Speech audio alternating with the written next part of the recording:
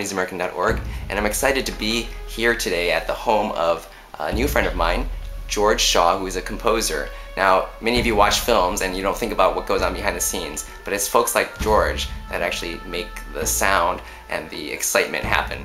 Now, George is really cool. He actually has a huge list of credits to his name, about 50 on his website.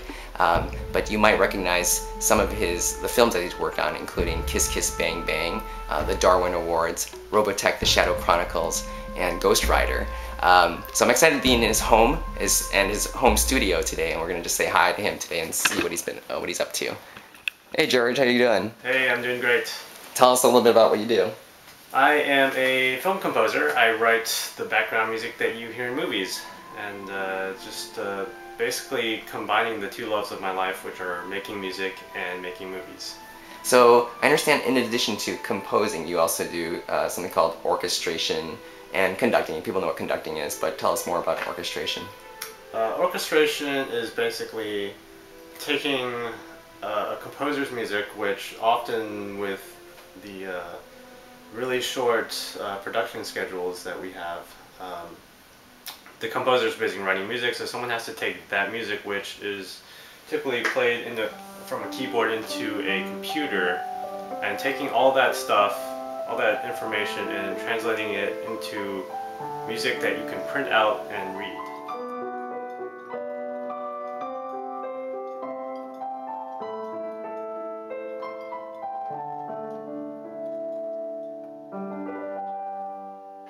So you're Taiwanese American, and you know a lot of the kids that we work with were encouraged, I should say, to go into music. You know, tell us about your background. Well, my parents tried to force me to play piano when I was 6 years old, and I completely refused because I was terrified about all the keys that you see on the keyboard.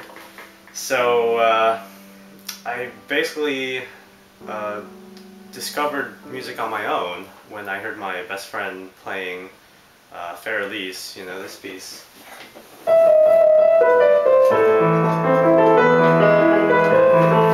He played that in our elementary music school, music class, and I just really wanted to be able to play that one piece. So I figured I'd take some piano lessons, and I thought once I'd learned or achieved being able to play that one piece, I would just quit and be done with it. And it just became a love affair with music. As far as pursuing your creative passion, it's just, for me it was just something that I couldn't live without. And at first it was sort of an excuse to get out of doing homework. Oh, I gotta practice piano or go to rehearsal, and you know, it eventually just became something I had to do, and I couldn't see myself doing anything but music. Tell us a little bit about some of your own productions. Yeah, I've been fortunate to, I guess, live in an era where you can easily self-release your own CD, and I've written hours and hours of music, and I've taken some of my best stuff and put it out there through cdbaby.com. I also had a small soundtrack company release one of my soundtracks for a film that was produced in Mexico. It's called Yokel, with a J. So if you want to check out that movie, it's on DVD, and probably find it at a Blockbuster. And the CD is also available online. It was my first real CD release, which was really exciting. I got to go to Capitol Records, where Frank Sinatra recorded. Wow. And got to record a 40-piece orchestra there, and it was just phenomenal. It just, you know, a dream come true for me was to get to do that and stand in front of the orchestra and conduct. That's really neat. Hey, let's take a look around and see what goes on in your studio here.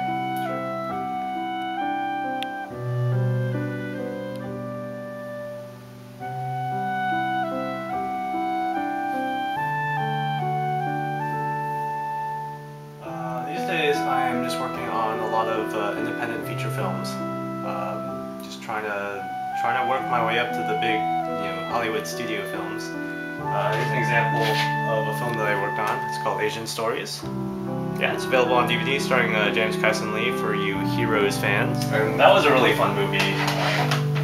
Just not quite a romantic comedy, but it's got romance and it's really funny, really quirky characters, and it was a lot of fun to work on. I guess my favorite style of music would be just, big, epic, orchestral music, something you would see in Star Wars or Harry Potter or Jurassic Park, those kinds of just very visual, cinematic pieces that allow the music to really create a lot of magic from what you see on screen.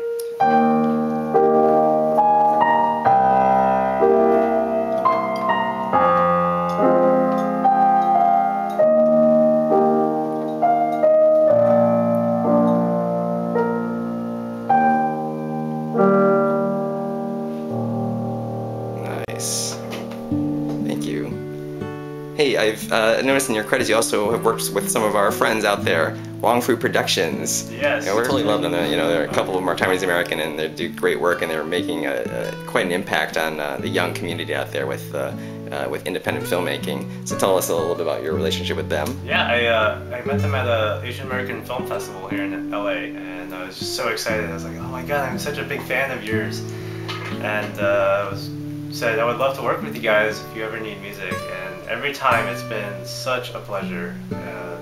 I mean, I'm laughing at the movies that they make and just having a great time putting music into their scenes. So the guys of Wong Fu Productions, oftentimes they have to create media that tells their stories, often something that mainstream media oftentimes doesn't do for us as a community.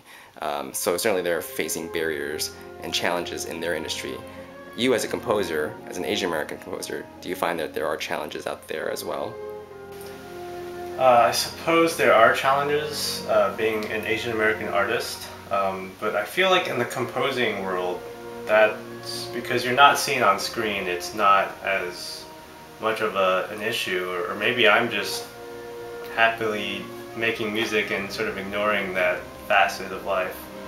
But there really are very few Asian American film composers working in the industry. I know there are a lot of younger guys that are just starting to break in. I've got a lot of friends that are talented Asian American composers, but as far as the higher up, the Hollywood guys, there's only a handful of guys working in the industry, and none of them have really achieved humongous success yet. So I feel like that's definitely an area where we could definitely see more Asian American faces.